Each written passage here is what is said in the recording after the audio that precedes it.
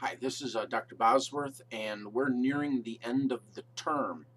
This week, we're going to look at some of the theories that we use in mass media and mass communication, going from the very broad area of the past, including things like agenda setting and propaganda, to a little bit more ideas that have more effects in today's world, um, social judgment theory and the such. Again, we're going to look at several of these. The book really does do a good job of covering this material. But the thing we've got to realize is the way we've studied the mass media in the past may or may not be how we should study it in the future. Remember, in the past, we had these large media organizations that controlled the flow of information from source to the consumer, to the audience. Now, while we still have those, a lot of the power in exposure and what news reaches the audience is in the audience hands. We've moved from a very, I wouldn't say passive audience, but an audience that didn't have much power in how they received information or news and what information and news they received, to one that really does have control over how they receive information and what type of information they receive. So the landscape is changing with the digitization of the media. Control has been given to the audience. And it might lead back to in 1964, a man named Marshall McLuhan published a work called "The Medium is the Message," meaning that the medium that news and information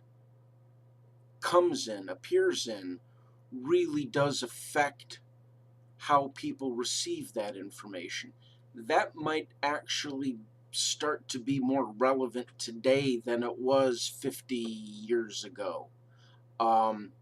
Is the same news that you get through a newspaper having the same effect as if it were through the internet or through social media or something along that lines? So is the medium affecting how we receive and react to news and information? That is something that we're going to have to look at moving forward.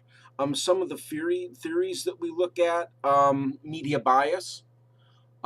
This is getting a big play in that we're pretty much, especially in television, really moving from this unbiased, just reporting the facts, to basically a lot of the news organizations taking a stand, not a stand, but putting their own slant on the news. Everybody knows Fox News is very conservative.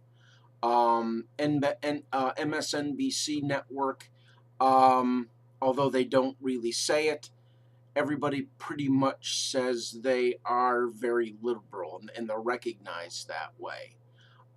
So that kind of confrontational, I wouldn't say confrontational, that way of looking at the news through a specific lens has lend itself to be a little bit more, maybe even say profitable in today's day and age. You can't argue with Fox News' success. They're one of the highest rated news organizations on TV, even beating out some of the broadcast news operations. Again, maybe some of the thing, a manufacturing consent, termed by Noam Chomsky. And then basically what you're looking at there is how the media can be used to maybe manufacture public consent. And on that one,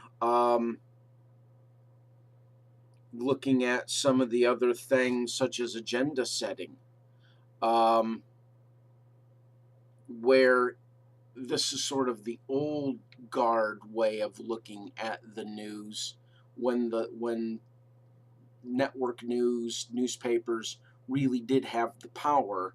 They were able to decide what news made it through to consumers, to an audience, and how important um, that news item became. Was it a front page big news story, or was it buried on a back page in a newspaper, or was it the lead story on an evening newscast that received twice as much time as another news item? The news organizations were able to decide what was important for people.